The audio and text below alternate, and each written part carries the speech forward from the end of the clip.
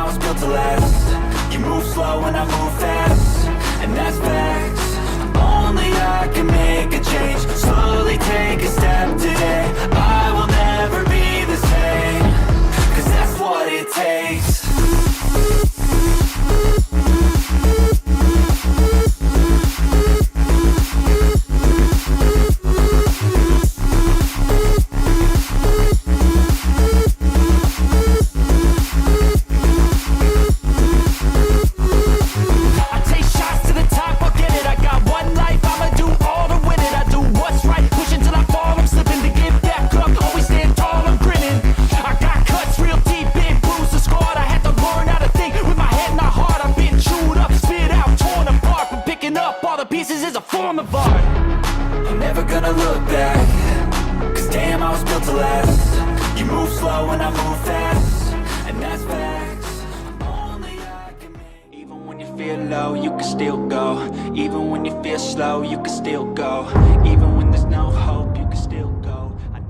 Safe was. I knew where the time, everything. I knew the whole layout. And I planned this robbery for nearly a month with these two guys, George and Paul. As they gave me the money, I went to put like, my little bit of drink. Wasn't a lot, a few grand. Wasn't a lot, to be honest. Wasn't a lot of money. Went to put my little drink in my, as I put it in my coat. Bang, that's it. Screamed all around me. Old Bill. Drag them out the car. They get on the floor. Usual routine. They got on the floor. I shouted out, "You're Old Bill, ain't you? You're fucking Old Bill. You've set me up." Straight away I knew that the guy, my pal, had acted as an agent for the Old Bill to manufacture an armed robbery to set me up. I ended up going to court, obviously. Got put on remand, went to court, and got shut for 7 years for a robbery that was never going to really ever happen. It's been a very rocky 16 months. For me, it's been a very, very tough journey. Lost a lot of people in 16 months. Yeah, I know. Mainly my mum, which was quite tragically. Long story short, the pharmacy gave her the wrong medication and she bled to death internally, choked on her own blood. My mum's primary carer for about a year, so I remember going in the bedroom and all I could see was blood all over the floor, all over her chest, all down her face, and she was gasping to try and get her own breath. She couldn't breathe. When you look in someone's eyes as they're about to go, the fear in my mum's eyes, the fear was undescribable. I've never seen that. I've never witnessed that. The fear, the panic was like, she kept trying to grab my hand. And I said, "Mum, hold on there, Mum." And I was trying to position her in where she wasn't trying to choke. I called the ambulance, still waiting for the ambulance to come, and she was my world. You could never do before, and even when you feel low, you can still go. Even when you feel slow. We are live with Rocky Troiani. Perfect. Perfectly said. Everyone gets your last name wrong. Everyone, yeah, it's Troiani, Troiani's bang. Yeah, I'd normally get stands by. Stands by, yes. Yeah. Not stands, but stands by or Stansberry. Does it annoy you though? Yeah, man. Yeah. You just want to be corrected by you want to be the right person. Yeah, because like I'm putting the name out there to be something. Do you know what I mean? So Paul, was that Paul again? What was his name? Stansberry. Stansberry's, but yeah. Get it all. Yeah, that's all right.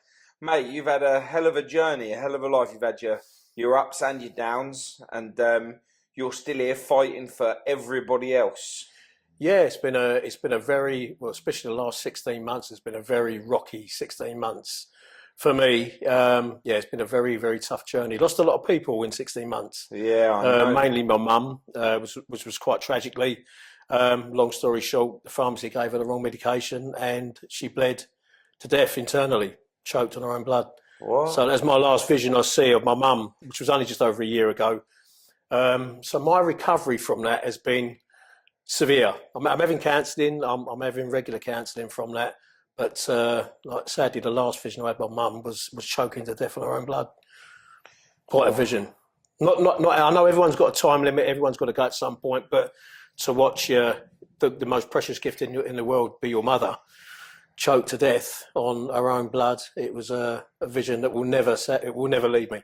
Never leave me.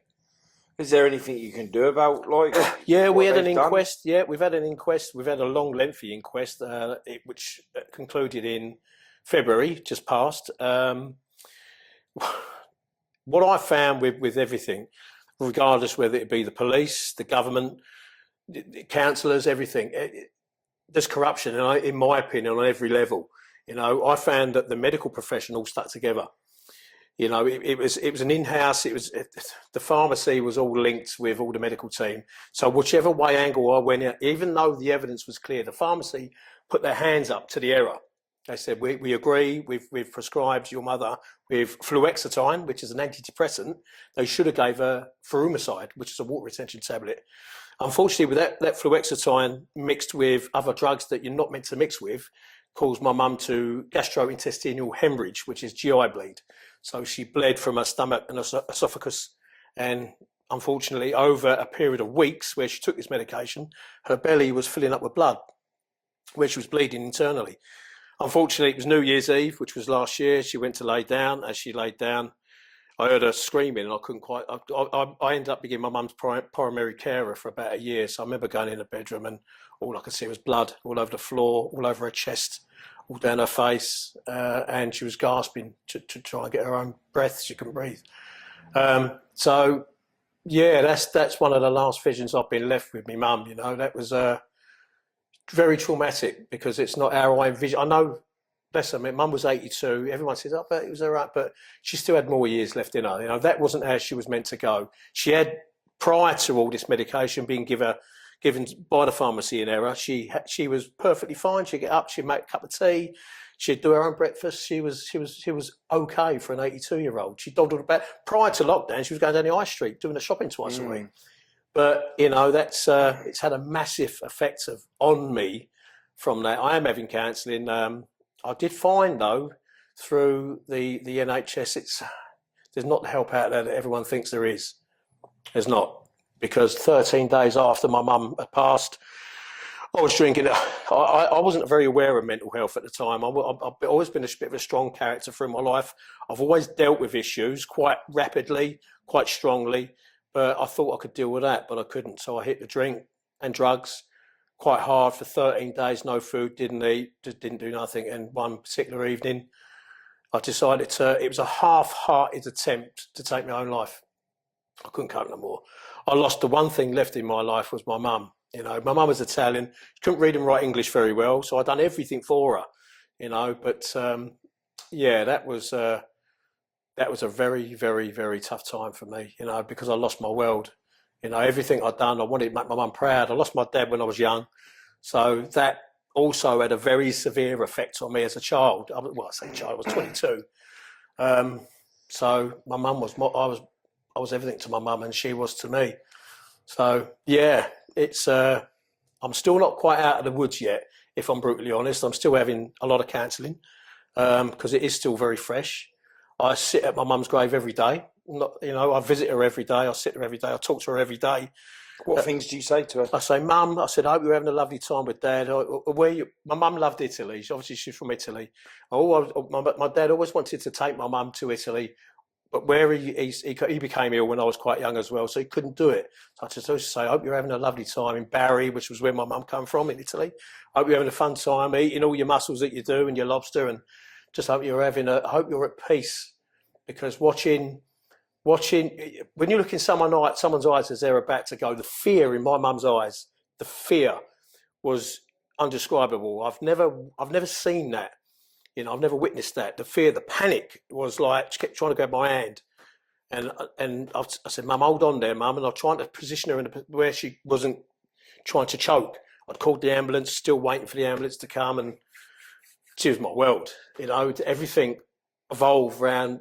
She was only 4'11", tiny little thing, but she was everything to me. She was my purpose and my reason. You take your purpose and your reason away in life.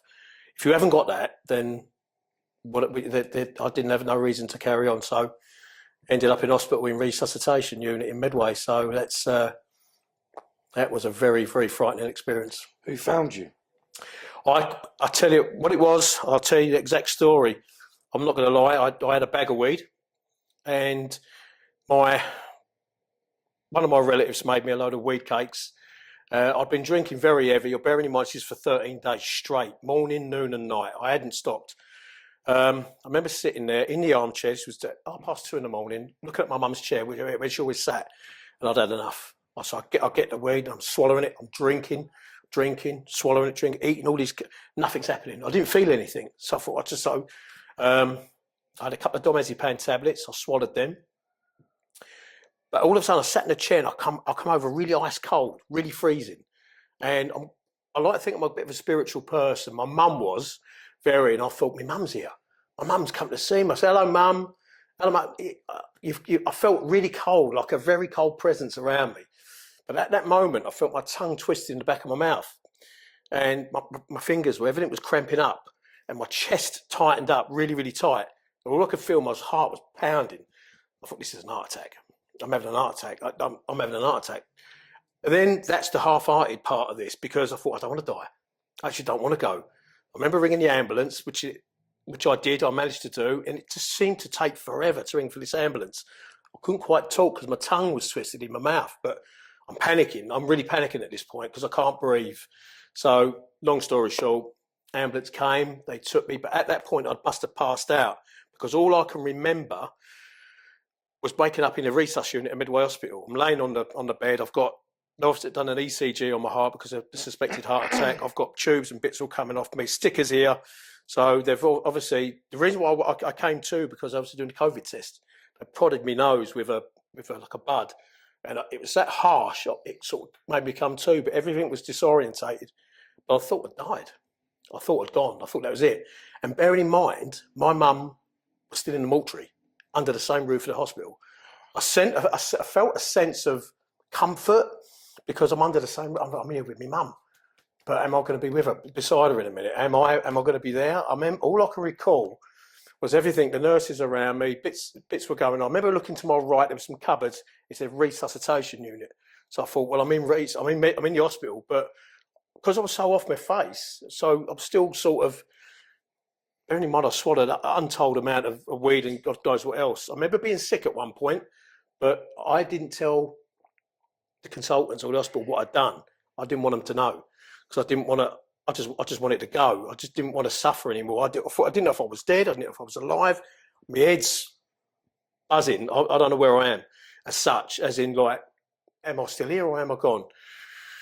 Done all the tests, put an X-ray machine in front of my chest, breathing in and out. So obviously I've had an ECG done. So all I could hear on a screen somewhere, which I couldn't see, was my heart beating. So they're obviously doing some sort of scan on my heart because they suspected, I'd imagine they suspected it was heart. All I remember when I was in the ambulance, before I passed out, the guys in there were panicking because they're like looking at the screen. Obviously my heart rate must have been gone through the roof. It must, because all I could feel would be heart pounding. But this is the twist of it all. I remember passing out again, coming to. Obviously I was the reason why my tongue twisted is I was severely dehydrated. I've been drinking heavy for weeks. They thought I was a diabetic, obviously because of the amount of alcohol I drank. I hadn't consumed any food, so they must have put three or four bags. I remember this bag going up. They changed it 3 times, but at that point, I started coming to. But I'm still off my head. I still don't know whether I'm actually alive or dead. But my mum was still in the. All I could recall, my mum was still in the mortuary. She's still there. She's only a few corridors away. I could just close my eyes. Maybe I could be there. I'd be beside her. But my mum was still in the mortuary. Because of the obviously the question over we had an inquest to go through, they didn't release her body, so she's still in the hospital, dead. And I thought at that point, at some point, I'm going to be beside her. But I cut the story a bit shorter for you. But all I remember was I'm come to at this point. So obviously I was dehydrated. They rehydrated me. They come up, unplugged me. And this is how strange this was. The consultant said, "You can go home now." I thought, right, shit, have I just died? Bearing in mind I was still off my head, I don't know where quite I am. I thought, okay. They took all the bits off me, took the pipe out because obviously there was something going into my vein, which a long thing was going in. I don't know what it was. They took all the bits and bobs, all the stickers off my chest, and then I'm laying on the bed. I thought, right, but it was so clinical the way they done it. It's sort of you can go home, can't go home. I thought, right, I've died. This is it. This is where I leave my body. It sounds really twisted, but this is how I was thinking. I got up off the bed, bearing in mind I couldn't really walk properly, so I was all bit disoriented. I remember getting off the bed. I didn't want to look back on the bed because I was thinking I'm going to see my body. See yourself, yeah. That's what I thought. Don't look back on. Don't look at the bed. Don't look at the bed. Right, okay.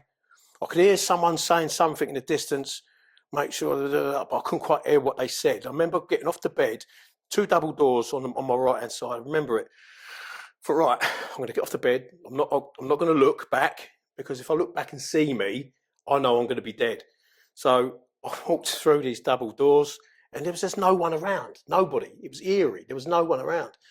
Bearing in mind this is resus, there's no one around, so it felt really strange. I thought, right, I'm going to go into A&E, which I'm thought, am I still like the spirit? Has the spirit left the body? Am I walking? This is how messed up this is. As my, you're tripping balls. I'm tripping. I'm tripping. I'm really tripping. My head's like, what? Bearing how much sort of drugs and diazepams that I swallowed on top of that. I'm buzzing, but strange. It's like, I remember walking into A&E, and this is a really twisted, strange bit. I remember going to the phone. I picked up the phone. I've gone to ring for a taxi. Bearing in mind, I'm not sure, and this is it. The telephone number for the cab was 666-666. I thought, I'm going to hell. This is where I've been such a shit in my past. It's caught up. I'm not going to heaven. I'm going to 666, 01634 666 666. It's a cab company. Now, obviously, I know that now. At the time, I thought, I'm ringing for the devil. This is how messed up this is, to pick me up in the cab. I remember walking around looking at people. I thought, have these people just died? Or are they actually... And they're waiting in the waiting room because they don't want to ring that phone number. Thank you. I'm looking at these people thinking, have these people have died this evening in this hospital? Because, right, okay, we're all leaving. But, shit, I've rung the number. The cab's picked me up. Even when I walked out to reception, I'm still looking around. I'm thinking I'm dead. I'm thinking I'm gone. It was horrific. When I look back on it now, I mean, in a way, I kind of, when I look at the telephone number, the 666, I mean, really? I mean, of all numbers that could have been, it couldn't have been any worse, because I thought I was going to hell. Because I know I wasn't I wasn't an angelic person in my past as growing up. You know, some things I shouldn't have done, and some things I shouldn't have said, maybe, I don't know. But I thought I was going to hell. I mean, even when I got in the taxi, and when the taxi, I said, 20, I gave me address. Even when I got the taxi driver didn't speak. He was a Chinese guy. I thought he didn't speak. It was a white taxi. And I'm still thinking I'm gone. Even when the cab had dropped me off and I paid him, I had some money, I paid him, and I'd gone indoors, I still thought I'd gone. My cat was there. I've got a little cat that I don't. And I thought, it wasn't until I started having something to eat and a cup of tea, walking around, and I thought, I am actually here. I started obviously coming down. It was such a messed up situation, but that's where my brain was working. But that was the tipping point for me. Like, it's my second. When I went to prison for a little while. I also tried it when I came out after 3 weeks. I wasn't happy where I was. It's a long story. I've had a messed up past, a really messed up past. But that was scary because I actually thought I died. I thought my body, the spirit had left my body, and I floated around, and I'm actually going to hell. You know, for the bad person I was in the past, because I was so convinced I was a bad person, I'm actually going to hell. Do you think that the whole part to play in that, your mum might have had a part to play in that, to wake you up in the worst way? Most definitely. To be like, don't ever do that again. Most definitely. Because if my mum, if she had found out I'd done something like that, and like if she was alive, she would have gone absolutely ballistic, because I made a promise to my dad. When my dad passed away when I was 22, I made a promise to him that I would look after his wife, my mum. That was a solemn promise. I wasn't going to break it. Whatever it took to look after my mum, I'm going to do it. I don't care what it was. Lo and behold, I took things to extreme. I ended up going to prison. So it was a, bless my mum. She was my world. She was my life. How did it make you feel that you'd had to leave your mum for a large period of time? Do you know what? It's when my dad. It's just it sounds like that, but when my dad had passed away, it was quite sudden. So there was no preparation. My dad had no life insurance policy. He had nothing. We were a very broke family. We didn't have any money. I was a young 22, 23-year-old, quite happy to go out clubbing and pubbing, the usual thing the lads do at that age. But when my dad went, that had a huge, he's my best mate as well. I had such a good upbringing with my mum and dad. My dad was sort of Romany gypsy descent, always in his shirt and tie, prim and always like very Victorian, but such strong morals. And my mum was a typical Catholic Italian. So I had a lovely mixture of how you should be in life. Don't be a good, and obviously I took the wrong road. My mum had no money. My mum was washing dishes in a local cafe to pay for my dad's funeral. We couldn't even afford to pay for the funeral. We had no money. It was 0 pennies in the pot. It was for a young lad, for me at that time. I remember leaning over his body that was in med hospital, and I said, "Dad, I promise you, I'll look after Mum. I'll give you my word. I'll look after Mum." So I'm one of these people. If I say I'm going to do something, I'm going to do it, whatever the cost is. I can't let not myself down. I can't let the person down. I promise that to. That's just how I am as a person. And it took it to the extremes. I couldn't. I just couldn't. I had no qualifications. I got expelled from school at 14. So I had no qualifications. So there was nothing. I had no base to be a electrician or a painter or a decorator or whatever trade. I didn't. So I got into stealing cars, ringing motors. I've done that for quite a large period of time. But as the money sort of comes in and bits and pieces come in, it was never quite enough to keep myself and keep my mum at the same time, because we were potless. We had a £4,000 funeral to pay for. My dad never had a headstone until now, 35 years later. We couldn't afford one. Blessed, I've got some beautiful friends that have helped me out, that have been... I found out my friends are more to me than my own family. They deserted me some of them have deserted me when I needed them the most. But that was a very, very tough time with losing my dad. You know, that was the first shock of losing somebody you love, you know. But I kept my promise to my mum, but it all went wrong. I ended up planning an armed robbery with a friend of mine on a nightclub. The nightclub was wrong, and it wasn't a very good club. They were dealing gear in there left, right, and centre. So there was a lot of money in there that shouldn't have been there. It's a really crap club, to be honest with you. But I planned this robbery nevertheless with 2 guys, and my mate introduced me to these 2 guys. Long story short, the 2 people he introduced me to were 2 undercover old Bill. They were working. Did he know? Yeah, he knew. Yeah, you know, he was a registered police informant. He was, at that time, so I'm led to believe, he was up on other charges, other bits and pieces. So swings and roundabouts, informants, that's how they work, don't they? They sort of tip off the old Bill. I'm planning an armed robbery for 4 weeks with 2 undercover police officers. This went on for 4 weeks. 4 weeks. I had a beautiful friend of mine, bless his heart. I'm going to name him. His name's Dave Trimble. He's ex-Falklands vet, 6'7", ex-Scots Guards, lovely, lovely guy. Because I needed someone to come on the meets with me to give me a little bit of, not muscle as such, but someone just to look out for me. He just took me to these meets. But of course it is. It's like he's now part of that conspiracy. He's now part of that, bless him. Never been involved in any crime. He's an ex-Falklands vet. One of life's... We worked the doors together for quite some years during that time. And just one of life's nice people. And so when he got nicked with me, it's like... But it was mad because we're playing this robbery. They wanted for me to supply them with firearms. That's what we want, firearms for the robbery. Can you get firearms? We don't have anything else is in place. Can you supply? And I rejected. I said, it's not. Listen, I'm giving you the information to security layout to the club where I worked at. So I knew where the safe was. I knew where the time, everything. I knew the whole layout. But I planned this robbery for nearly a month with these 2 guys, George and Paul. If you looked at them, to be brutally honest, one's got half a scar down part of his face. He had a very deep voice. He looked like a right East End villain. I was convinced, but I trusted me mate. I trusted him. I had no reason to disbelieve. If you say they're safe people, then they're safe people. So here I am planning this robbery, and lo and behold, it come to the night of the robbery. They set up the getaway vehicles. They set everything up. It was a proper setup. I was working the door at another place in Maidstone. They were robbing a place on cash up time at 3:30 in the morning. Bang, and that's the time. I had a meeting place at Farthing Corner Services to meet these guys, which is near Gillingham, at 4 p.m. in the morning, when the robbery meant to have been, obviously took place. As I've pulled up, I said, Dave, you go home, mate. Leave me on my own. Don't sit about here. You just go, mate. Just go home. I'll sort this. I'll stay here and I'll get a cab home. But once they've given me my cut of the robbery as such, you can go. I'll let you know. I'll give you a bell during the day. Anyway, 4 o'clock come, 4:10, no, when they 4:15, they turned up. Old Ford Mondeo, old beaten up Ford Mondeo. Never forget it. I sat myself in such a position where I could see where they were going to come in. They pulled up, run me. I said, I'll come out, got in the back of the motor. there's a bag, and in this bag is money.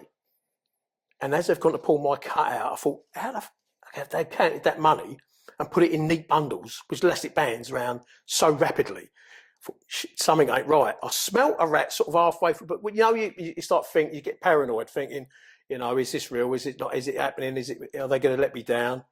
But as they gave me the money, I went to put like, my little bit of drink. Wasn't a lot, a few grand. Wasn't a lot, to be honest. Wasn't a lot of money. Went to put my little drink in my, as I put it in my coat. Bang! That's it. Screamed all around me. Old Bill, drag them out the car. They get on the floor, get on the floor. Usual routine. They got on the floor. I shouted out, "You're old Bill, aren't you? You're fucking old Bill. You've set me up." Straight away, I knew that the guy, my pal, had acted as an agent for the old Bill to manufacture an armed robbery to set me up. I ended up going to court, obviously, got put on remand, went to court, and got shut for 7 years for a robbery that was never going to really ever happen, really, in the eyes of the law. Wow. It's entrapment. Even the jury put two notes across to the judge on that day. Is entrapment a defence in English law? At that time, entrapment was no defence in English law. So they could see it was a setup. They could see the whole thing was I can name him if you like. He's dead now. He was found dead a few months after my mum passed away. But is this Eddie Phillips? Is he a registered police informant? And they've gone, we cannot confirm or deny. So straight away, if we've all gone to plan an armed robbery and I get nicked and you're with me, but you don't get nicked, it's obvious there's something not right, because it's like he should be in here. He's conspired with me to commit this armed robbery. Do you know what I mean? So it was an absolute. Why do you think they were trying to set you up? Through that period of that time, there was a shooting.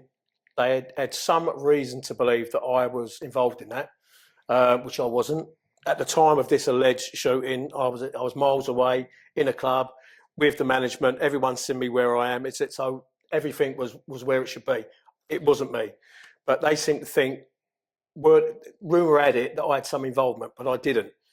So they wanted to obtain firearms to see if it was me, if I still had them, if it was in my possession. That was the whole idea of that operation. It's all done through Scotland Yard at the time. There's a special unit within Scotland Yard. I don't know how they work and how they do it.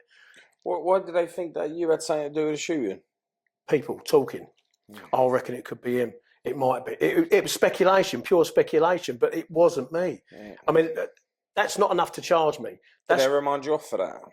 When you got arrested, they reminded you for the No, they didn't, shooting? Because there was no evidence. It was just rumour. Right. It was all speculation. There was nothing to say, no concrete, no evidence as such to say that I was involved in anything.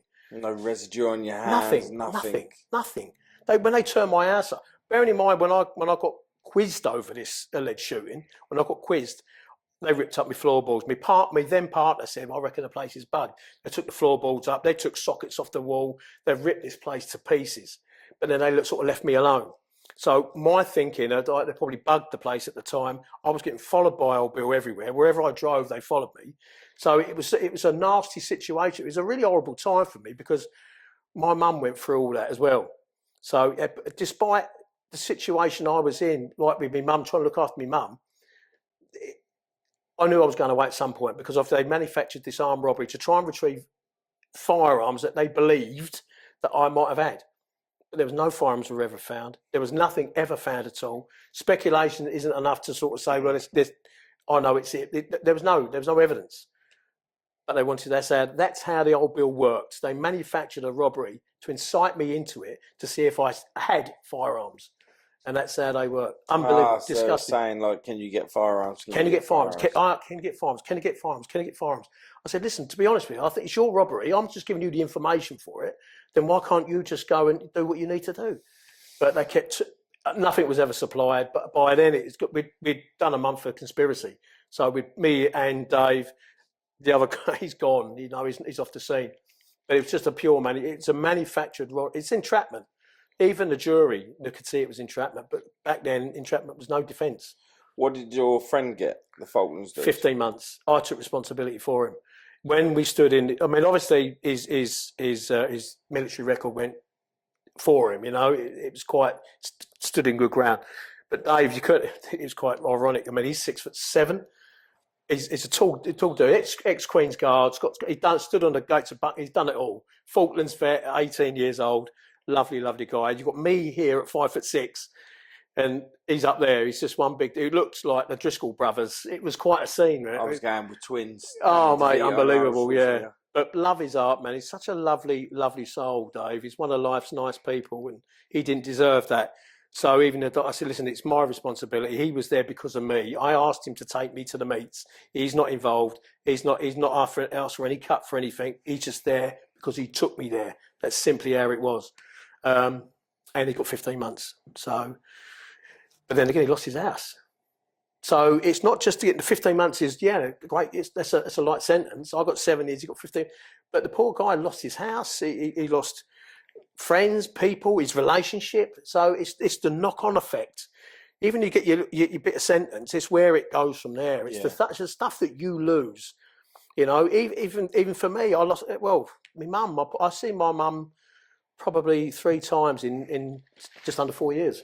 Really broke my heart. And when she did come, I remember going down when I got to 7. I went down in Maidstone Crown Court. I remember going downstairs, and you got there was a thick panelled glass like that between you and your people. I remember my mum putting her hand on the glass, and I remember putting my hand on the glass, but I knew we couldn't touch. Yeah. But I remember and I could see it in her eyes. I have really proper let her down, you know.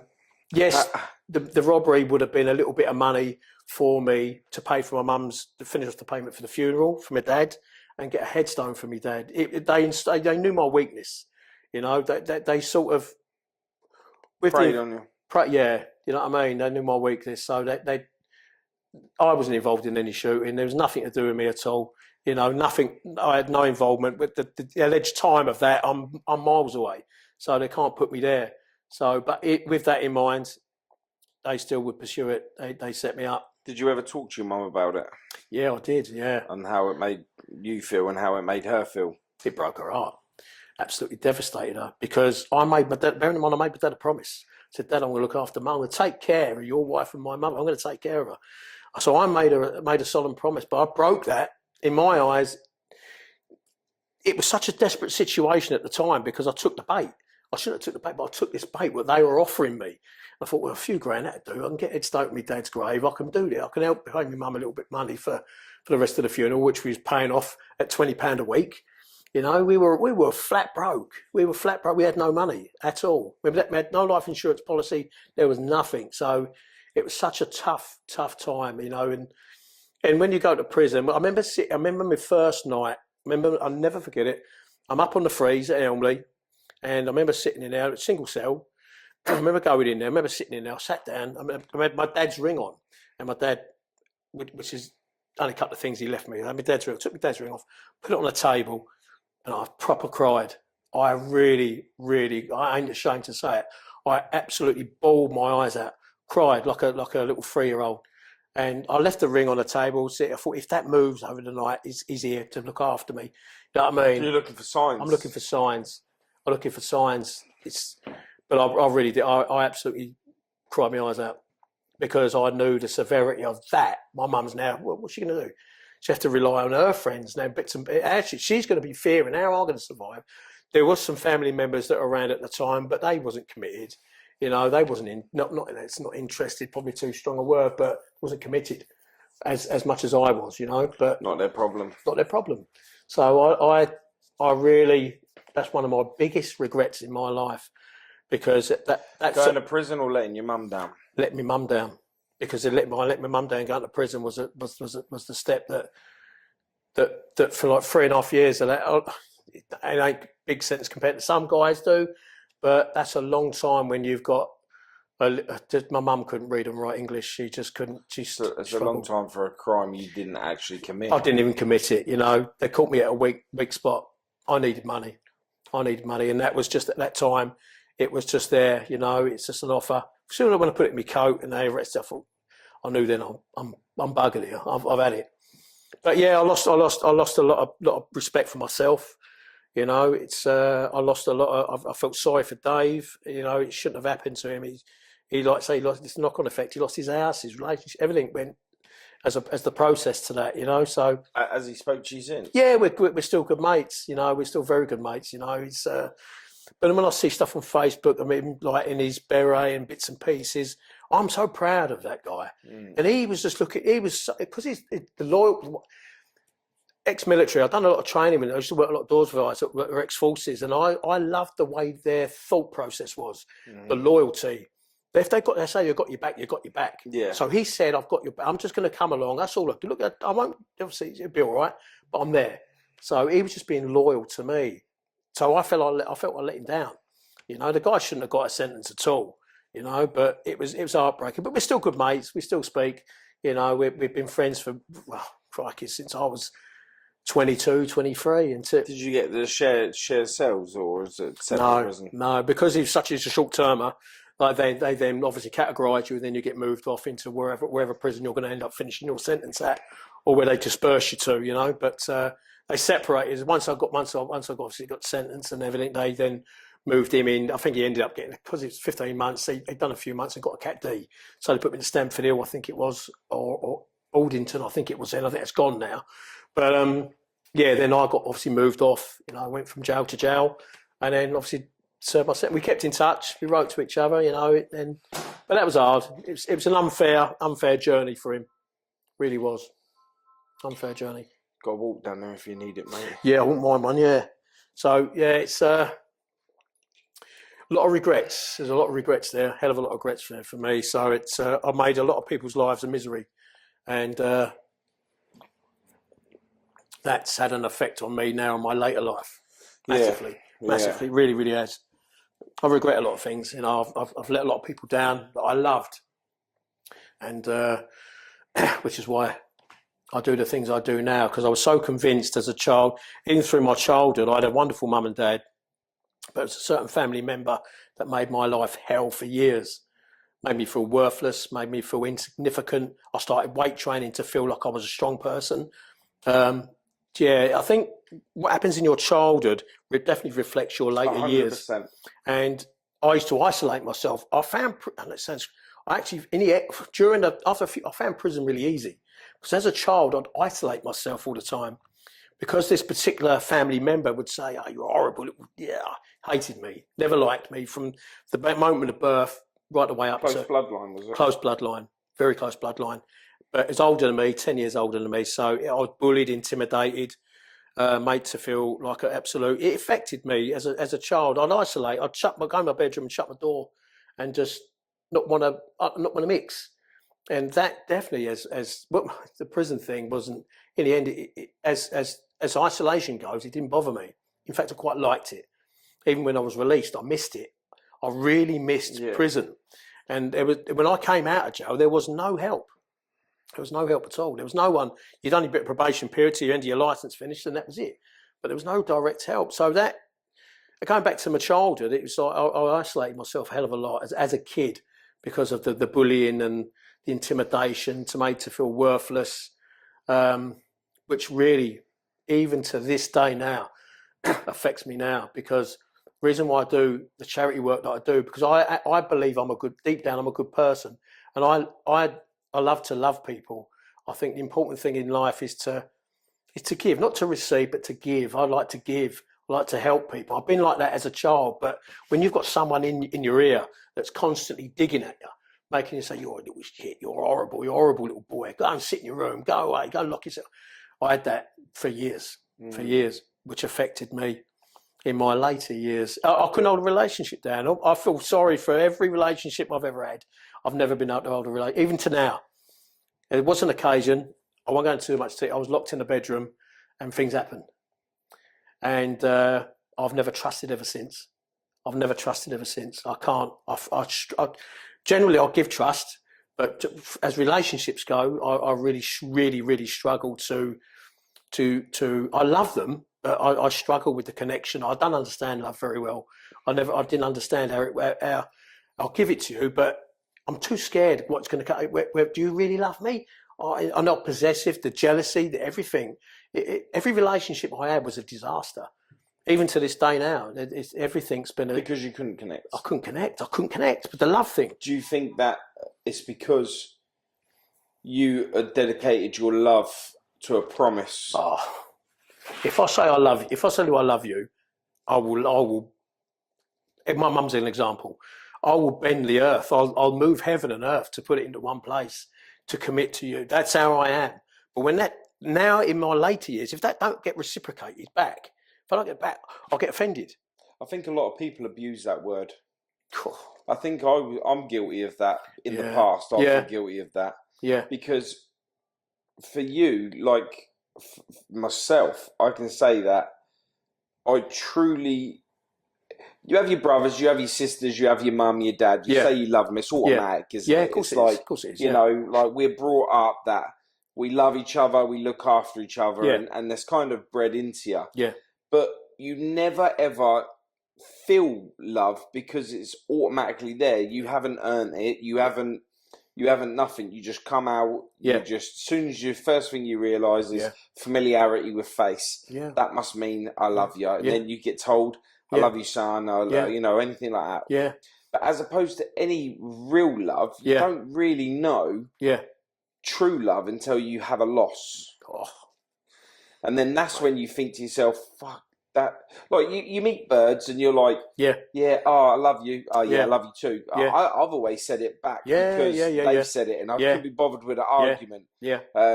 Like, I know that I've said I love you more times without meaning it than what I did meaning it. Yeah, I totally get you. Yeah. So my abuse of love is great. Right up until I met my new missus. Yeah. And I say my new missus, I've been with her a few years now. Yeah. But when I lost my brother, that's when I felt my first true love.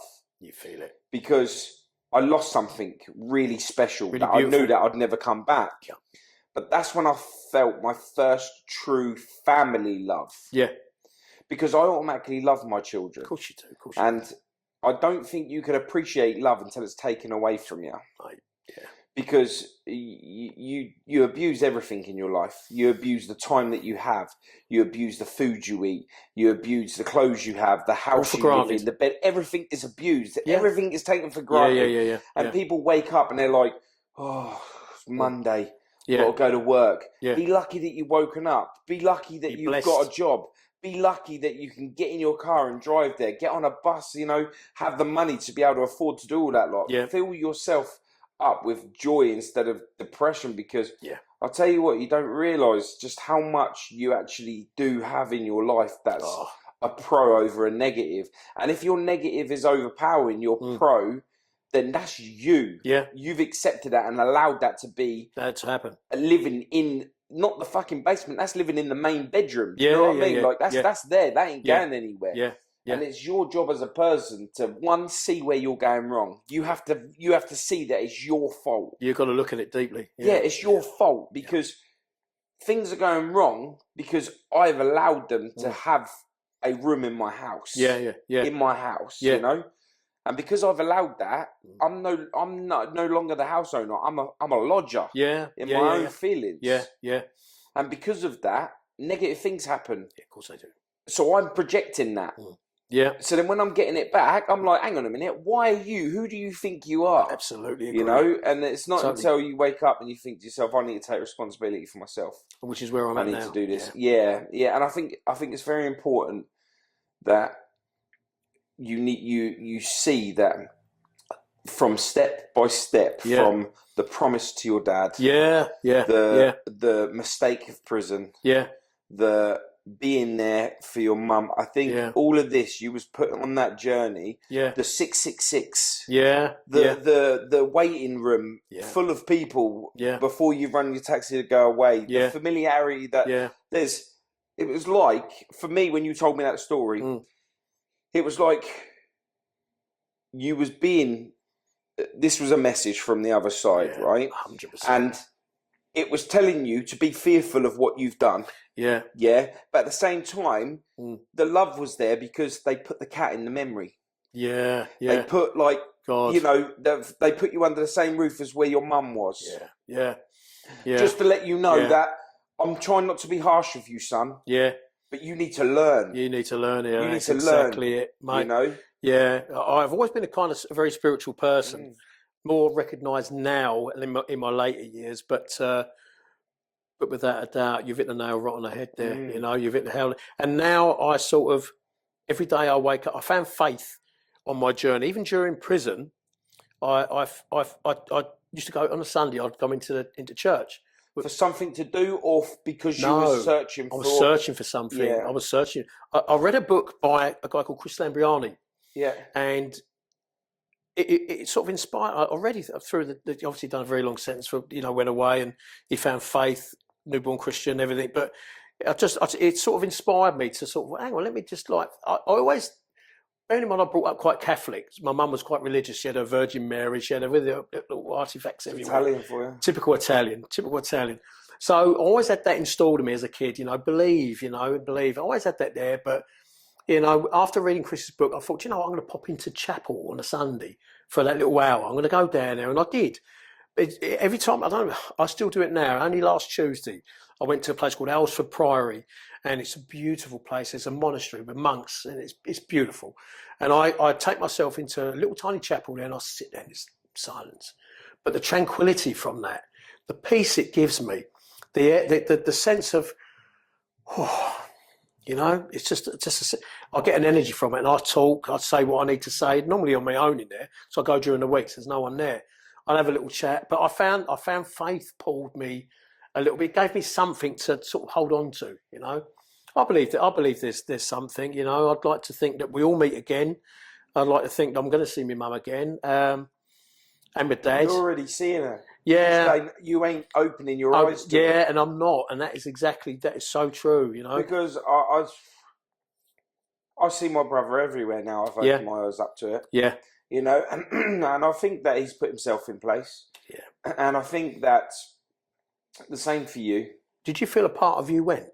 It has gone. Yeah. It has gone. Yeah. And every time something happens, whether it's traumatic or whether you've won the lottery, right? You are no longer the person you was before something happened. So true. So I'm not the person I was yesterday. No. Because yesterday I'd done a good deed. So today I feel good. Yeah. I feel so good that I'm now more positive because the reaction I got from what was good in myself, not from the person, because I wasn't doing it for gratitude from a person. No, your inner self. Today I wake up and I feel like that was good. That made me feel good. I'm going to do some more of that. Lovely. So today I'm a different person to what I was yesterday. Yeah. So I can't be that person ever again that I was yesterday because I am now a newer me today because of the good I done yesterday. Yeah, yeah. Now, if I'd have done shit yesterday, the same outcome would be exactly the same. Well, negative, because I'm negative. Negative. Yeah, so today I wake up negative. I wake up a little bit more damaged because I've bought yesterday's problem. Yeah. And you got to remember, every single bit that we do, say like I'm having a bad day. Yeah. That's only going to last 24 hours. Yeah. Because there's only 24 hours in a day. In a day, yeah. If I choose to take that into the next day, that's on me. Yeah. Yeah? Yeah. I could wake up. It's your choice. Back on the positive again. That's me. Yeah. Yesterday, put a slate underneath it. Yeah. I haven't got to revisit yesterday. I can't turn around and say, do you know what? I'm going to go back there and confront that and redo that right. Yeah. I can't do that. No, because once something's past, it's past, isn't it? Yeah. Once it's in the past, it's in the past. And this is where my downfall is. And even to now, I keep living in yesterday. I keep holding on to things that you can hold on to things. Yeah. You can. You can hold on to the memory. You can hold on to understanding and the knowledge that you done good. You can hold on to the knowledge you done bad. You done bad. Yeah. You can hold on to the knowledge that you have memories. Yeah. Yeah, fond memories. But it's your choice what you take with you into the future. Yeah. Yeah. So true. You can either look at it like you've learned and now you can grow on that. Yeah. Yeah. Or you can keep taking parts from your past. Yeah. And punishing yourself for it. Yeah. Because what is the point? Oh. Because your biggest punishment is that you've damaged yourself. Yeah, every day every day I've sort of lived in the past was a day I've stole from my future. That's how I see it now. Yeah. I am having counselling and things. They're making me see things I haven't recognised before which is it's really helped me. Even talking to you here, it's only recently I've been talking about how I really feel, because everything's been cocooned for so long, and only now I'm sort of be able to talk. I can see, even by talking to you, it's therapy to me. How much power has that given you, though? Fantastic. It's unreal, isn't it? Fantastic. The power of talk. I'm telling you, absolutely, it's beautiful. It's beautiful, but I'm learning to do that now. Same every day. I wouldn't do that before. I wouldn't talk about it, and nothing would be said. No one really knew what went on in my childhood, and no one really knew what went on when during the prison time and being released. I kept it all inside. How lonely is that? It's the most loneliest place in the world. It's the most loneliest. It's the place. Oh, it's dark. That's dark. That's an horrible place to be in. But the things that you do now is so empowering that how can you live in such darkness and empower people to be positive when you're not believing that yourself? Yeah, I'm not believing it myself, which is even through the last several years I've been doing the charity work for the sick kids and stuff like that. Since my mum used to come to all my events. Everything I've had laid on when I was doing the truck pulls and the bits, she always was there. I used to have a little chair. I used to sit on she'd sit in her chair and she'd always watch, come on, son. Like, she'd always give it, she was always there. So the last one I'd done, which was the other October, she wasn't there. So that was really hard for me. Was. It's funny. As I was sitting in the room getting ready, I felt her with me. I kind of felt she was, man. Something there. And when I got in that harness, I pulled a train for a little girl called Nellie Rose. There's 104-ton train. They see little me come out. I think, how's he going to do that? But I think when you've got belief in your heart, when you've got it in here, you could be 10 stone, but you could be 500 stone in there. Yeah. You could be a roaring lion inside if you've got the love and the passion. And I've got that inside me. It's just. But my mum was. I know she was with me that time. I know she was there. You've got that passion. Yeah. But you've got that doubt. If you can match them two up together, so you've got your scales working alongside each other. Yeah. What a force you could be. I'm going to do that, and that's where I'm aiming to progress now. Even now, I'd be dark days. I'd sit up by my mum and I think, I don't know, I don't want to be anymore. I've had enough. If this is how I'm going to feel for the rest of my little life I've got left, I'm in my 50s now, creeping up to mid-50s, and I look at it and I think, I'm on the other side of the scale of life. I've reached the point where, your body starts to deteriorate, you get older, and I'm thinking, whatever little bit of time I've got left, I really want to make it right. I want to make my mum feel. There's one little video I've got. I've done a truck pull for a little baby, 2-year-old baby called TJ. And I'll touch on that story. That's quite a tragic story. But I remember getting in the ring, doing a little sparring session with a guy called Matt Legg. Lovely guy, beautiful guy. He's one of the nicest people on the planet. God bless him. And I remember my mum at the side. She thank God he didn't go too mad on me because I can't box. But I remember, come on, Troiani. She's going, come on. And I've got that little video. So in my little down moments I'll play that because I've got it on my phone. And Are you playing that and getting upset though? I'll get upset. But at the same time, I feel like I was meant to fight. I found it by chance a little while ago, going through some old videos, and I didn't know she'd said that on that little bit of footage. Come on, Joy. She's going to like, bless you, Mum. Like, you're just letting me know that you are there, and she is. But what she'd want you to do with that, is when you watch it and feel empowered. Don't watch it and feel down. Sad, yeah. Because that's when you're making the mistakes. Because you're taking something that she probably would have wished she had still, and that was life. Yeah, because she wouldn't have wanted to left you like she has. She would have wanted you to be here with you for sure. Yeah. So that's how come I know that she's still here with you. Just like my brother's here with me. He's probably sitting on that chair over there. You know what I mean? With us all the time. Just having a little watch about all this, And I believe that. Because of that, I'm empowered by it, and I carry on putting myself in pain to carry on doing it. Yeah. And this is what I turn around and say. When you watch that, you need to be lifted. Yeah, you don't need to be down because I set all this up. All of this become possible. Podcasting, meeting great people, getting their stories and that because I lost my brother. Yeah. So I had to go through that, and I could look at this and think to myself every time, Yeah. this is shit. I can't do this, man. Yeah, Like, yeah. You know, it's too bad for me. But no, I'm not. No. Like, You fought against it. and every time, like, I talk, I might get a bit throaty. I might get a little bit Yeah. wet eyes. Yeah.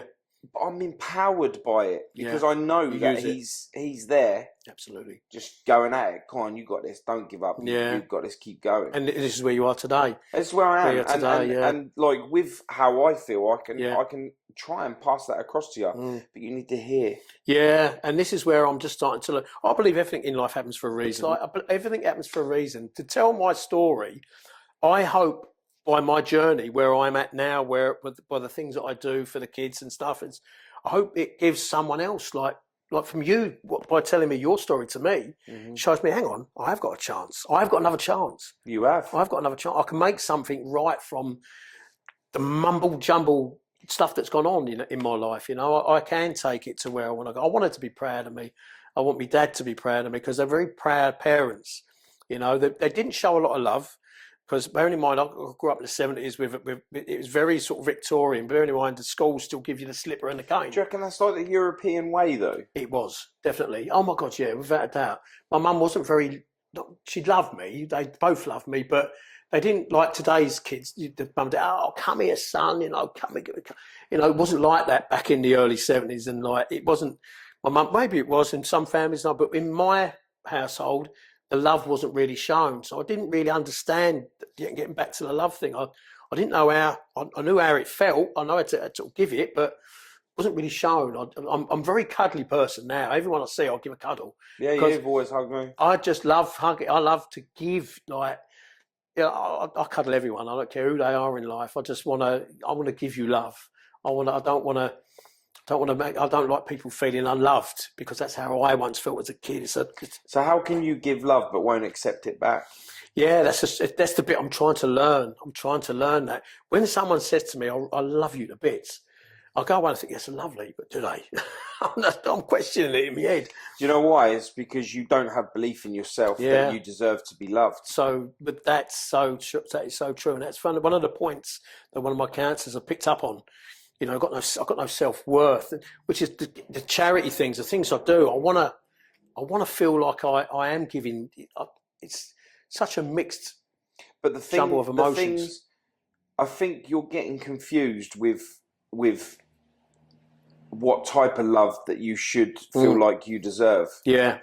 Because when you do your truck pulls and that lot, they love you because they appreciate you. Yeah. They appreciate what you're doing. So that you're getting a love, and I think you're absorbing yourself in the love from people. So then you lose someone, and then you're then on to the next one because you're looking for them to love you at that period. But I think the love that people are giving you is short term because you're finding people that are going to be coming out of your life. You know what? You've hit the nail on the head there. Fast. Massively. Because everyone that you help and unfortunately are end of life. A lot of these people.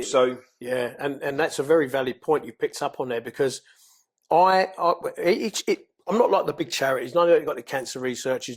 They're multi. I'm the same as you. The things I do are smaller charities, in-house charities where people need you. Yeah, and you end up becoming part of their family. Yeah, you know, I've sat and at dinner with these people. Yeah. I've cried with them. I've sat in a children's hospice in the cold bedroom. It's called. It's the ice room. It's where they put the dead children when they pass. And I've been in that bedroom with a little 2-year-old that I'd fundraised for, sitting there, and I'm looking at this, and I'm sharing the tears with the mothers, the parents, the families. I'm sitting there crying with them. I love these people. I end up loving them like they're my family. I'm sitting there in a very personal environment with their child that's just passed away. I've seen what the effects these had on. I end up loving them. But you've hit the nail on the head. Very interesting point, because when that's all of a sudden they've gone, but I still love them. but I want you to still love me. But you've gone, you've moved on to your next chapter in your life, you know, and that's quite an interesting point because I'm trying to get used to the families that I fundraise for. I end up, because I don't have any family left as such now that were any sort of relevance to me. I end up, I want to be their family. I want to be part of their family because I've shared your tears. I've held your child's hand when they passed away. You know, I've shared your moments of the most deepest time of their life. But they move on to in their life. They move on, but I still don't. So I'm trying to struggle with that transition. With I still love you, but you've gone. You know, but that's where it results yet again back to the childhood days. It's like I'm giving, but I don't get it back, and when it ain't reciprocated, sometimes I get really insecure. And from just talking to you, the reason why you feeling insecure because the love that you're accepting in your life is temporary. Per thing that you go per. It is per charity that you do. It's temporary love. So when you fill yourself with long-term love, for temporary pain, that ends up being long-term because you still love and you still hold all of them memories. So you're filling yourself up with such pain that you're failing to see what you need to truly love. Truly love, and you can still love all these people. You can. But the love that you're putting there temporarily is going to be very dangerous for you. Yeah, it's broke my heart so many times. You know, it's like dealing with the kids. Like, I started this organisation. I had a very close friend of mine, Rebecca, that had stage 4 cancer. She was only 39 at the time, stroke 40, and she had two children. One was 12 and one was 3, or 2 or 3, and they just wanted a magical holiday, Disneyland Paris. That was the goal. I'd never done any charity work prior to this. I just came to the story, and I thought, when I would thought about it, well, why can't I help these kids? Nice to them. No, there was no great. She had a partner, Rebecca, at the time, but they were struggling financially. Long story short, put an event together, pulled a truck, big American truck, arm over arm, sitting on the floor, pulling it, and we raised a few grand, and they managed to get their dream holiday whilst she was alive for the kids to remember. That was the goal. So the 2 kids could remember their mum, Rebecca, have a lovely time. That was the goal, and the goal was achieved, and it worked. And I love Rebecca. She was one of life's. She smiled, despite having stage 4. She smiled every day, right up until the last month. She smiled. So this is where Bex came in, because everyone called her Bex for short. This is where Bex came in. Bring every kind smile, and this is where her legacy of what she left me as my memory of her smiling all the time, despite the chemo, everything that lady went through, and the devastation of knowing she's gonna not see her kids grow up. I think you took that smile the wrong way. Do you think so? Think about it like this, yeah? You took her smile as being positive for everybody else around her. Yeah. That smile was because she was glad that she was alive that day. That day, yeah. So then when she wakes up the next day, she's going to appreciate that day. So the reason why she was so positive is not because she's accepted that she's going to die. Is her smile was there because she accepted that today was a good day because she woke up. Yeah, bless. She really battled it. She really did. But she did smile every moment of the day. She was blessed for that time of that day. You were right. You said it. She's blessed for that day. That day, you know. Blessed to be alive, so she could see another day with her kids, and she could see everybody else. And even though she knew, and there's some strong people out there with cancer, really strong people. You know, and even these young kids with cancer are super strong. You know, like phenomenal. You see them still laughing and smiling. They still do, and this is something I've witnessed through my 7 or 8 years of doing this for the sick kids, the terminally ill children, and like it's like they laugh and joke every day. They're sort of like, "You're so resilient. How do you keep doing that? How do you keep?"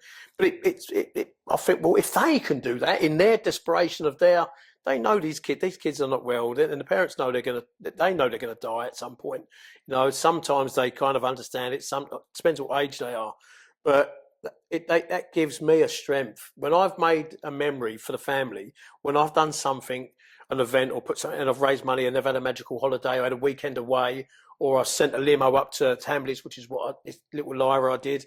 I sent a limo up to Hamleys toy store, £700 spending money. They filled the limo up with toys.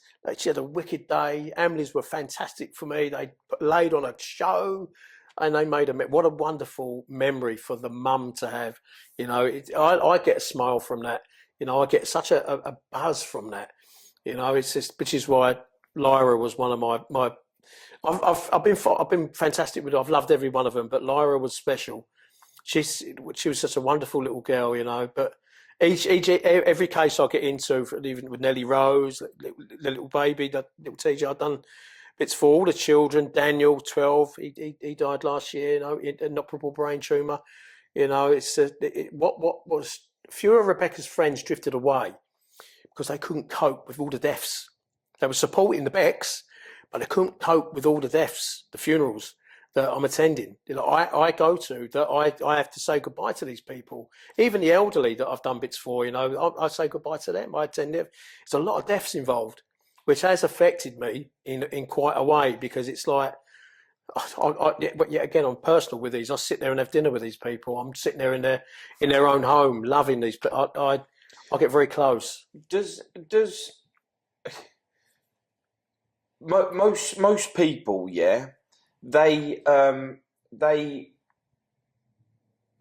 so you're with a family, they suffer the loss, yeah, you're suffering the same loss. I know it's their child, yeah, their wife, their husband, yeah, or anything like that. You've suffered this. You move on to the next family. You try and help them. Yeah. Same thing happens. You move on to the next family. They help them. So imagine the pain that they've had losing someone they love. Oh, I've seen some of these parents really break, you know. But then imagine the pain that you've gone through over and over and over again. Yeah. You put yourself in a position for each one of these families. Yeah, knowing to be able to open your heart up. Yeah. To go out of your way. Yeah. Can I ask you something?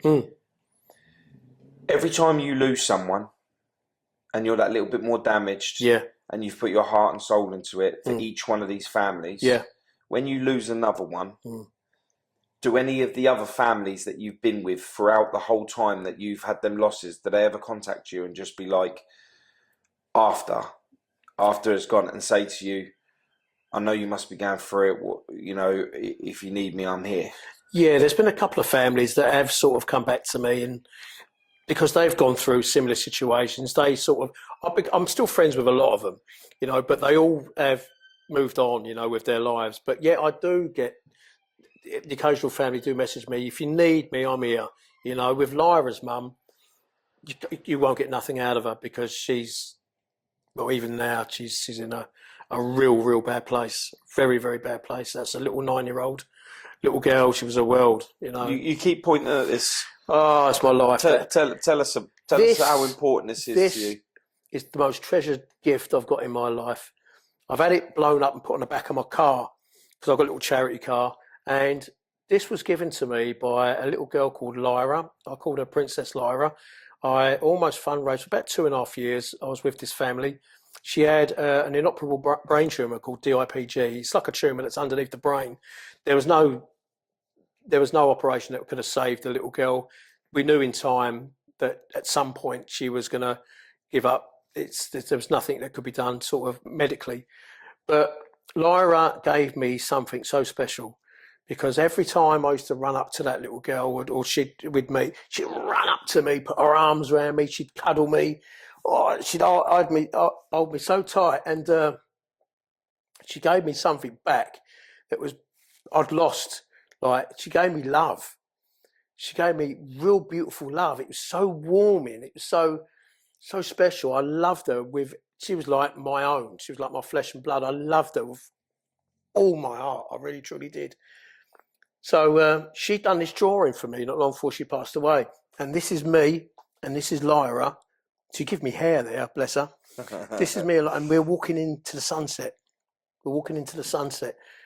That says a million things to me. That says everything to me. That really does. That's the most beautifulest thing anyone in my life has ever given to me, and I treasure that. I've got it up on my wall. I still keep it in the frame. It's like it meant the world to me. And that little girl, when the mum rang me up, she said, "Lyra's going. Do you want to come?" Bearing in mind, I've just lost my mum. So this was 13 days, 14, 15 days. So it wasn't long after I'd just come out of hospital. I thought, I've got to go. I've got to go say goodbye. I've got to hold her hand. Now, I bought her a little rabbit called Hoppity, little floppy rabbit. Wherever Lyra went, she took it to hospital with her. She had her chemo with it. It had a little a name called Lyra in her ear. She took it everywhere she went. She treasured it because I gave it to her. And she just, it was a warmth. It was something that I gave her. When the mum rang me up, she said, "Lyra's going." I said, "Right, okay, I'll come round." I've just lost me. My head's messed. I'm messed. I'm a few days out. I've got to go. So I remember going round there, and they put a hospital bed in the front room. And as I've gone in there, Lyra's laying there, and I watched her breathing. She couldn't get a breath, and I thought that's the same breathing my mum had before she shut her eyes on life.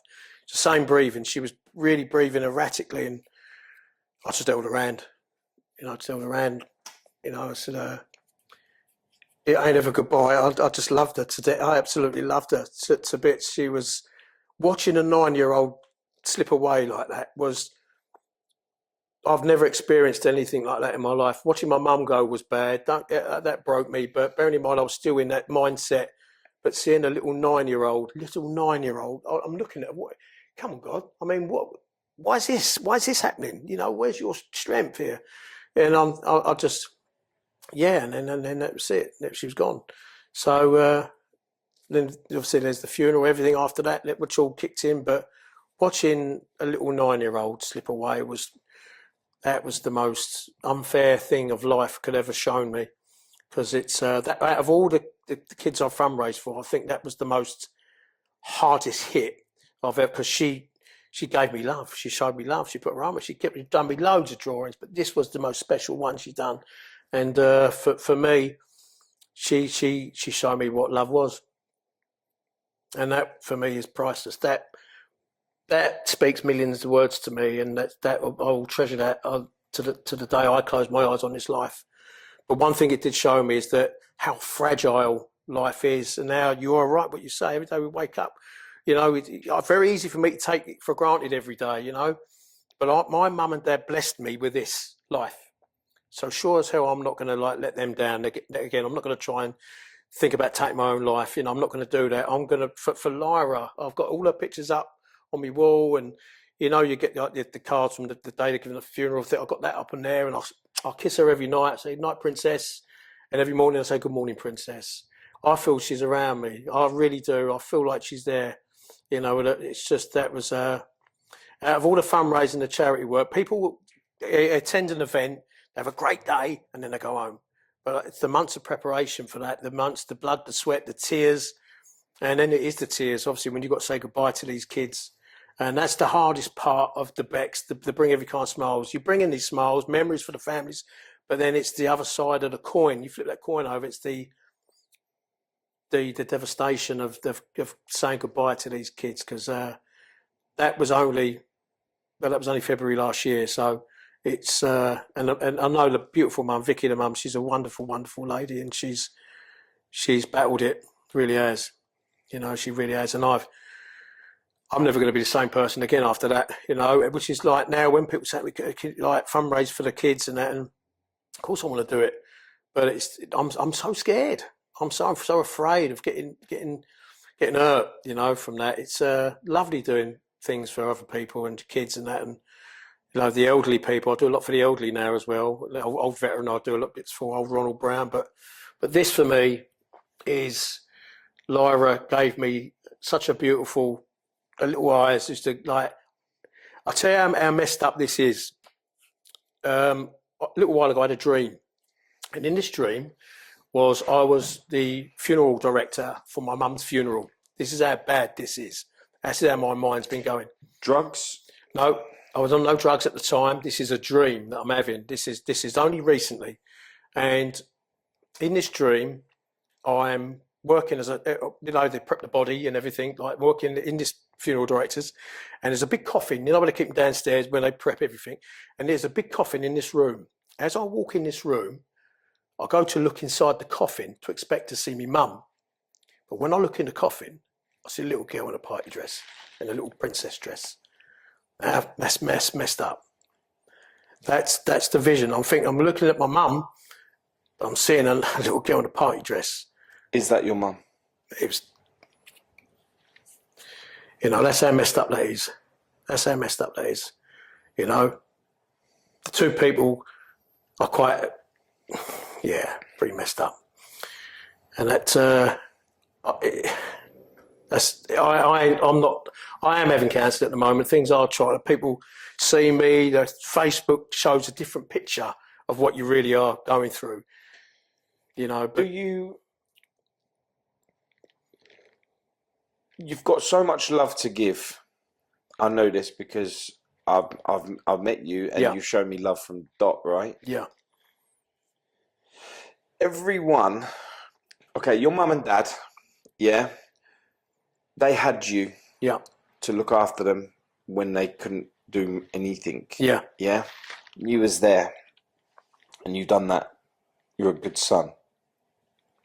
You might have made some bad choices. Yeah, most definitely. You might have made some good choices. Yeah. But you was there. Yeah.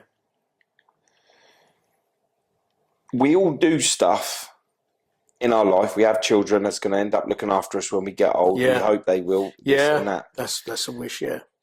And that's because we choose to love throughout life. Yeah, yeah. Yeah. With you, you love all these children, knowing they're not going to be there to look after you when you get older. Yeah. Then you love all these old people, knowing they're not going to be there by the time you get older. Yeah, that's true. Yeah. And then in between, your life is surrounded by people that you want to help and you want to do this, but you're not seeing the love or accepting that in between love between the young life, the old life, and and the old life. That's gonna be your person that you're gonna be able to lean on and look after you. Yeah, because you're so damaged, you're loved so much that you're failing to see when it stops for you. Yeah. And I think that you're a really easy person to love. Yeah. Because I think you've got so much to give. That you open yourself up from Dot, but you're so locked off. So true. Because you don't want to get damaged. So true. So very true. So very true. Within the time that you do stop. Yeah. So when you go home, that's when you stop. Yeah. That because you've given everything you can and you don't want to get hurt, you lock yourself off from that. Yeah. And I don't want you to feel that you've wasted your life. Yeah. Because you haven't, because of all the help. Yeah. All the hearts you've touched, all of the you're turning up to when they're at their most ill, to when they're at their funerals, and you're giving all of this, but you're not accepting nothing for you. Yeah, that's so true. And the only things that you're accepting is temporary love. Yeah. With the hope that when it's your time, you're going to be able to be with them again. Be with again. I know. So instead of you appreciating life, your life, you're not throwing it away, but you're wasting it, because the thing that is most joyful about life is giving and accepting. That's it. Not taking, the giving, it's giving and the accepting. But as much give as you give, you have to accept back. Otherwise, you'll always be giving, and because you refuse to accept it, you fail to see what someone else is trying to do. For you, if you expect someone to love the way that you love, it's not going to happen. No. Because think about it. Yeah, the love that you have is out of pain that you've had. Yeah. The love somebody else could give is because they haven't had any pain. Yeah. So they ain't going to give you the love. The same element of love, Exactly. I know because saying, the balance is, what's that? Two opposites. What is it? Two opposites attract, right? Yeah. So if you're looking for you, you ain't going to find it, because they would have to have felt the way that you felt. They've had to have loved the way that you've loved. They've had to have been damaged the way that you've been damaged. That's where I'm failing, yeah. And you will fail. Yeah, that's what I'm failing. You'll fail because no one has gone through what you've gone through. Yes, you was there when your little one was going. So was the parents. But your love is different. Yeah. Your pain is different. Because that was a little girl you held on to get that love. Yeah. And that was their daughter. Yeah. So the pain is separate. Just like, and I learned this because when my brother passed, when my brother was murdered, he didn't pass, he got murdered. My mum was so defensive. How do you know what it feels like? And I was like, he was my brother too. Yeah, of course. Yeah. He was, and she's like, yeah, but he was my son. Yeah. And I was like, yeah, but he was my brother. And then I stood back and I was like, it was your son. Yeah. Like, she felt him inside. She birthed him. Do you know what? And this is a very valid point you've just hit, because losing my mum, it was like, I call it the umbilical cord connection. When you're being born, you snip that and your lifeline's down to you then. Yeah. So when my mum had gone, I felt like that had been some part of me definitely went. 100%. So I understand exactly what your mum was saying there. The connection between a mother and a son is they give birth to you. They produce you. There you are. This has come from inside. So the soul is like is one. You know, so that I totally relate to that. I totally understand. I do now. I understand it now, and with that, it's managed to open the doors for me to be able to think differently. And then when I think differently, I start acting different. So then I have to accept different. Yeah, of course. Yeah. You know, and when you put all of them into play, it works. But if you start fighting them off together, it's a bad combination. Then it is a bad combination because. What are you doing it for? Why are you alive? What's the point of your oxygen? Because you know, question that one many times. But this is what I'm saying. So when you go to take an overdose, you should sit there and think that every one of these children that you've helped, that's lost their life, that wish they were still here, you've pretty much turned around and been like, bollocks, I'm taking my own, like, this is nothing to me. When to them it was everything. It was everything. So the next time you think about doing something like that, picture these kids, these families, my brother, picture all of that, and grab your life and wake up every day like Rebecca. And be blessed with it. And be blessed and smile just like Bex. And you know what? And that's one thing I'm exactly learning to do now, because just 2 months ago, a very close friend of mine passed away, cancer. 30 years friendship. Jan, a lovely, lovely lady, and I was there when she pretty much when she passed, and I remember holding her hand, and the look when you look in someone's eyes when her brain was still functional, was fantastic, but her body had gone, it shut down. She had stomach cancer, and she said, "I wish I could turn the clock back. There's so many things wished," and I looked in her eye, and I'm thinking, I don't want to be experienced that when it's my time. I want to fulfill my goals. I want to fulfill. And that kicked me into place, because I thought, I don't want to be that one that's closing your eyes on life, because you're only here once. And the time that you're here is very limited and it's very fragile. I don't want to be that one that shuts their eyes on life thinking, damn, I wish I'd done all this. I wish I'd done this. I wish I'd done that. I want to do that now. That's where it's kicked me into place. Bless her heart. And then, you know, then she passed. And then obviously it's, watching your mate being zipped up in a bag and wheeled down a hospice corridor, you know, that was only a couple of months ago. There's another loss. I'm thinking, is that life? Zips up in a bag? I had exactly the same experience. Is that it? Last week, one of my favourite uncles, he passed, cancer, blood cancer. He passed last week, and for a week and 3 days, like we was told like 2 weeks ago, get down. He's not gonna. And I went down, and he just looked so. It just wasn't him. Yeah. And I see him laying there, and I had a run through whilst I was there. It was really weird because I could see me laying in that bed. Oh, exactly. Yeah. I saw me, and I was like, if that was me, would I have been happy with what I've done? Your achievements in life. Just your existence. Not the existence. Existence. Did I do enough to make everybody know that life was worth living? Absolutely. Did I do enough to show you that you can achieve anything you want to achieve? You can. Yeah.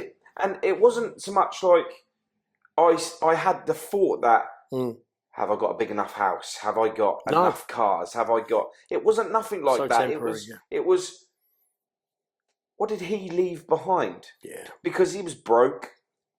He didn't have a missus. He was alone, and he was happy about being alone. He preferred being alone. He was happy with that, He liked it. He'd done it for so many years. Yeah. Like I'd only ever known him to have one girlfriend. I think that was for like 2 weeks. You know? Yeah. But when he was younger, he was an alcoholic and he had his issues and he had his problems. But when he come into my life, that I remember him from when he come back into my life. Yeah.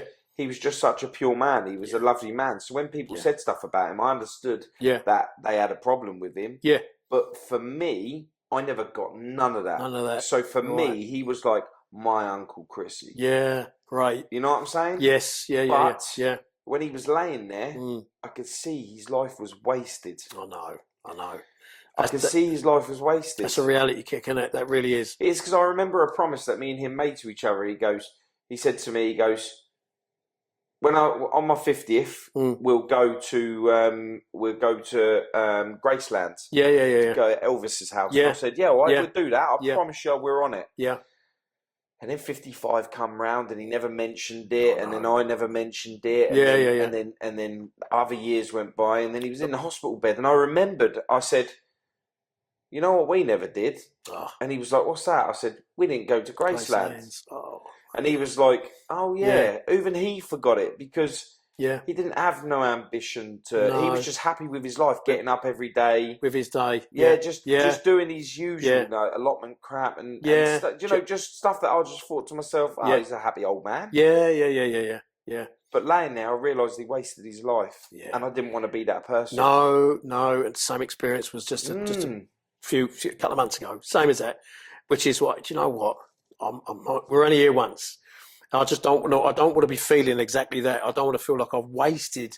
I'm now in the time of my life where it's like, when in my 20s, you're indestructible. You go through it. Your 30s, you think you got it. 40s, have I? In your 50s, I must admit now, I think, geez, now I've really, the time scale is very minimal. If I live in my 70s, 80s, you're blessed. Do you know what I mean? Which that's 20 more Christmas. Well, 18 more Christmases. My uncle was 65. You know what I mean? That's young. That's so he young. was like a year off retirement age and still didn't even match it. That's what I'm saying, Yeah. So he was signed off for work for life because he had problems, right? But he was 1 year off retirement. I sat there and I thought, I'm saving. I've got savings. Oh, yeah. I've got this, I've got that. I know what you mean, yeah. And I was like ready for when I retire, I can have that good life. I've worked my whole life to have that good life. Yeah, no. And then I know exactly what you're saying, yeah. My uncle didn't make retirement. He didn't make 60. He made 65, but he didn't make anything more. Yeah. My brother was taken at 41. Oh. Do you understand? Like, I'm only a couple of years off of that. Yeah. And I think to myself, what am I saving for? Yeah. Am I saving all my money? Am I saving all my valuables? I know what you mean. So someone can enjoy them after I'm gone and probably waste them on takeaways and shoes and clothes. Absolutely. Like, man, you know what? I'm going to start living. This is where I'm at. For the moment. Yeah, exactly. And it's grabbing that moment. But the same thing is appreciating that moment. Yeah, very valuable that. And that's only now, even in my 50s, I'm now learning that. If you can learn at a younger age, it's fantastic because you've got that bit more of a longevity to create your dreams, make them come true, your beliefs, everything. And But whatever little time I got left now, I will work hard with my charity. You know, I will continue to bring smiles for those kids. And you need to work hard on yourself too, man. And I need, and this was said to me by my counselor. He said, "You need to work on your exactly word for word. You need to look in the mirror and like what you see." Yeah, and I still don't, and I still struggle with me. When I look at a reflection of me, I'm not happy with who I am still. Even though I've made little achievements through the last 7-8 years doing the charity work, I'm still looking and I think, you know what, you know, you still didn't fulfil things you should have done. But I've got an opportunity. I've got a little bit of a chance. I can create them. There is a chance for me to pursue my little goals, you know, and I will do it. I will keep going. Do you want me to tell you what that chance is? Go on. Oxygen, yeah. That's your chance to be able to do whatever it is that you need to do. Yeah. Because, brother, every time you breathe in and you breathe out, that's a blessing. It's a blessing. It is. Blessing. It is. It really, truly is. You know, I can get back to Jan. I didn't watch, but bless her. I looked at her and I think you've got so much unfinished business you've not done. You know, I wish I could turn the clock back, but that's stuck in my head. You can't. When you get there, you can't turn that clock back. I said this to a few people. I spent, as my brother was getting older, I was getting older, obviously, because that's just time, it happens. Yeah. He was my big brother. When I was younger, I used to look up to him. Man, he was the man. You know what I mean? It was like he taught me. My dad weren't around. My dad was he's a waste, My brother taught me how to shave, taught me everything, do my shoelaces, fashion the works, then, right? Yeah. But as we was getting older, he was slipping. He fell into drugs, hard drugs. Right. But I called him a functioning drug addict because he had a job. He had, he worked for me. Is what it is. Yeah. Every time he was fucking up, I'd turn around and say to him, bruv. And I had so much effort, like trying to get him back to him when I looked up to when he was young, when I was younger. Yeah. Because this geezer was everything. Yeah, your world, yeah. He was everything. Yeah. I dressed like him, but he was mixed. Yeah. He had dreadlocks. I went and got plaits. I looked like a twat. He looked cool as hell. Do you know what I mean? And like, I'd done everything I could to just look like him, to be like him, and everything else. Your idol, yeah. That as we got older and he become more damaged, he slipped into the drugs more. And I saw the drugs. I saw the damage. Yeah. But I couldn't understand. Bruv, I used to say to him, bruv, you was the man. Like, what happened? Like, where did you go? And he'd say, drugs, bruv. And he's trying to explain to me. I weren't listening because all I was saying was, like, I wanted him to go back to the guy I remember as a kid. Yeah. And when he died, and there's this one photograph that I got. It's on the front of the shop. It's on the front of the shop. Yeah. And that one photograph, I'm looking at him. He got out of jail at that time, and he had a family portrait done with him. He's missus at the time, and he's cut the sons, right? And he had this photo shoot done. He's one son, so I think the other one was born then. Yeah. I think so. I think it might have just been one. Yeah. But even though he was smiling, he was freshly shaved. He had his hair done. He's a good-looking boy. My brother was. Yeah. Really good. Look, all the girls loved him. They loved him. Yeah. And his eyes told me that he wasn't happy. Right. He was within himself. He was struggling, and you can see it in his eyes. And the reason why I put that picture up because I want to look him in the eyes and just be like, sorry, bruv, I didn't realise that damage can change you as a person. God. I know that now because I'm damaged. Yeah. But I face up to it now. I see it. But he didn't face up to it. He slipped away in the drugs and to help with that. Yeah. And this is how come I can say to you, you can't live in the past because that will eat your future. I was hitting the drugs and the drink very well after my mum had passed. I've always been on and off for years with drinking drugs, but very much so after. But it was masking, it was cocooning my problem. It was making me feel, I thought that was making me feel better when everything wears off. You're faced with reality, temporary.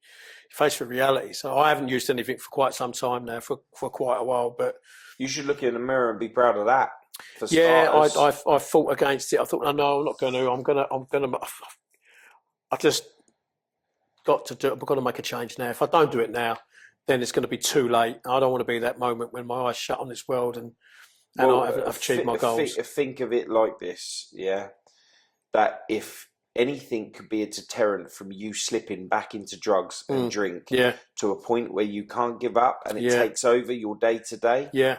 You think about all them people that you've helped that wish they were still here today. And then you take that as guilt and you wear that you have abusing every one of them. Be going against the grain against what I've all done for them. You know, you're fighting for life.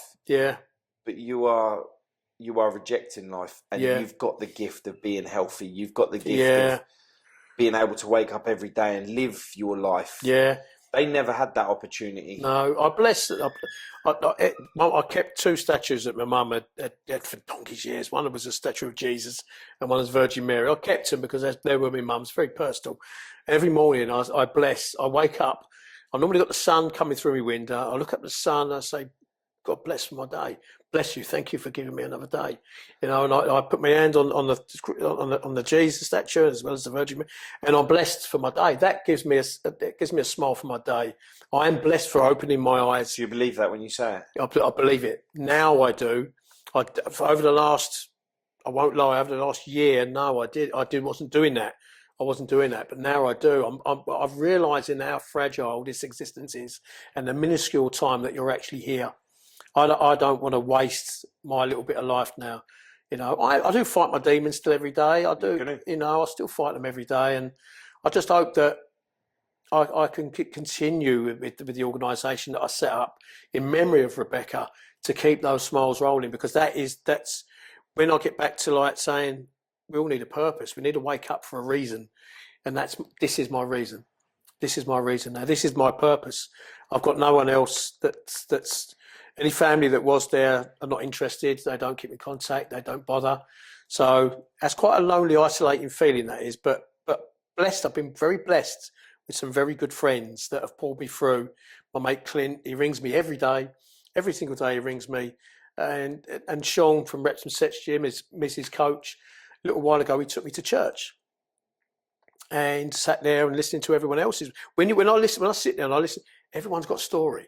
Everyone's got a story to tell of some kind, and I listened to that, and I enjoyed that. That gave me a sense of well-being. But I'm blessed with some very good people around me at the moment. Well, with every story, you shouldn't just listen; you should feel. Feel, yeah, 100%. Because every time someone tells you something, some people they listen and don't feel, and with that, it's a forgotten story because you're not truly paying attention. You're not paying attention to it. Now, if someone tells you a story and they're taking one thing we can't get back is time. Yeah.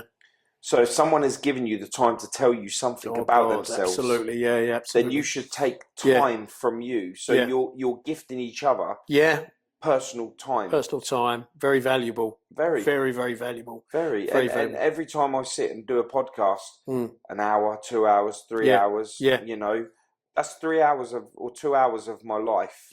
That I've given to somebody. But even here talking with you today, this is the first time I've ever really done anything publicly about my life. I've always kept it under wraps.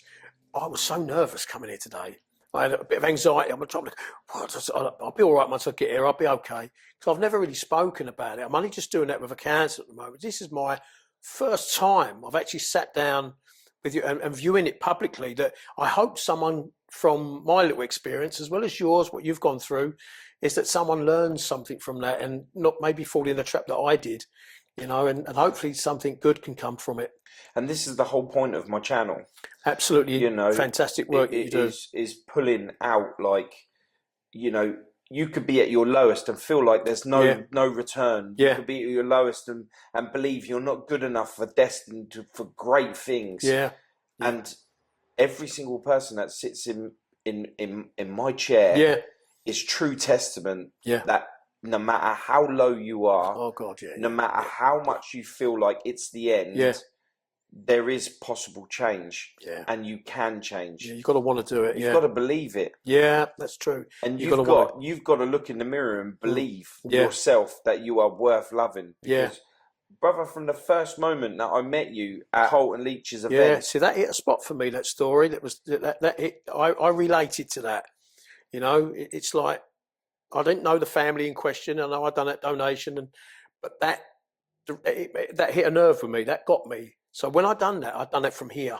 from inside Yeah. because I connected with. I never met is it Nicola? Yeah. I've never met the lady. God bless her, but I connected with that. I felt, ooh, yeah, I just want to help. I want to help. What can I do? So I understood that. So that was cut. That came from there. Yeah, that I blew really, my mind. That you stood up and you donated 500 quid. yeah. Blew my mind, and from then I was like, do you know what, this guy is a real guy, like, and Yes. you know they're real, recognized real, right? Yeah. And from then I knew that, you know, Yeah. if you ever needed me for anything, I knew God that bless. I would have been there for you. And that's when we done the truck pull. Yes. We come down and film that. Fantastic. And yeah, that was absolutely brilliant. Wicked day. Great. A little Leo there, which is another part of the campaign that I've joined now. A Life for Leo, just to try and contribute to saving his life. You know, I just look at these kids and I think the unjust of this situation, and it may if I'd won the lottery, I'd help everyone out. I'd be one of them sort. I'd just do everything. But you know, some things, no matter how much you can put money into something, it's never enough. Sometimes it's never enough. But no, we're getting back to when I met you that night and the guys, everyone in jail. I felt that situation. I felt that inside, you know. So I never met Nicola. Hopefully everything works out for that family. She is a lovely lady. We met her at an event that we filmed at as well. That's on the YouTube channel along with yours. Yeah. On my channel, and she is absolutely. It's just so strong. Oh, amazing. So strong, but she felt so weak. Yeah. And I could feel her vulnerability, but I could also see her strength. Do you know what I mean? It's there. Yeah, she's a lovely lady, and you know, if she ever needed anything from me, she would reach out. You know, I'm always there. Yeah, there, and you know, everything happens for a reason. I do believe that in life. You know, bless life, man. Honestly. Bless life, yeah. But I do appreciate your time, Paul, and your time here today as well. You know, because I love you guys. This is power, man. I love you guys. This is a power move in life because this is. I believe that my podcasts are therapy. Oh, I will drive away from here today. I just want you to know, I will go away from here today. I feel a sense of relief. I feel a sense of, I've got some weight lifted off my shoulder just by talking to you today. You've helped me. So I will drive away to him. I'll trundle back in my little charity car. I'll go back to Kent, and I was worried about how will I feel tonight when I get in? Will I feel okay? But I actually feel really relieved that I've talked about this. The first time I've ever really let that go. I've never really spoke about all this before. How I feel after my mother, how I feel after the Lyra's passing, the kids, the families, the old boy Arthur that was beat up and robbed by some robbers, and they threw him and beat the life out of him. And I decorated his whole house, and his whole house painted and decorated. 3 guys, young kids, gone in there, robbed this little old boy. He was on an oxygen mask, for Pete's sake. He's got an oxygen machine next to him. They beat the life out of him, threw him on the floor, knelt on his chest, punched him in the face, and robbed him of a couple of quid. This is a little old boy that lived in Sheerness. Now, I see it on the news. Within 24 hours, I'd raised £700 over on Facebook, and I've got a team of decorators. His little old house he'd been in for years, where he'd smoked so much. Bless him, it's all yellow. It'd not been decorated. We decorated the whole place, gutted it.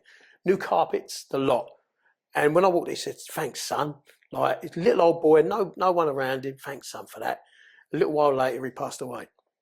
You know, because obviously, I think the damage, a lot of it that was done, a few months, but he eventually passed away. You know, but for that little moment in time, his little flat was all decorated, new fireplace, new carpets.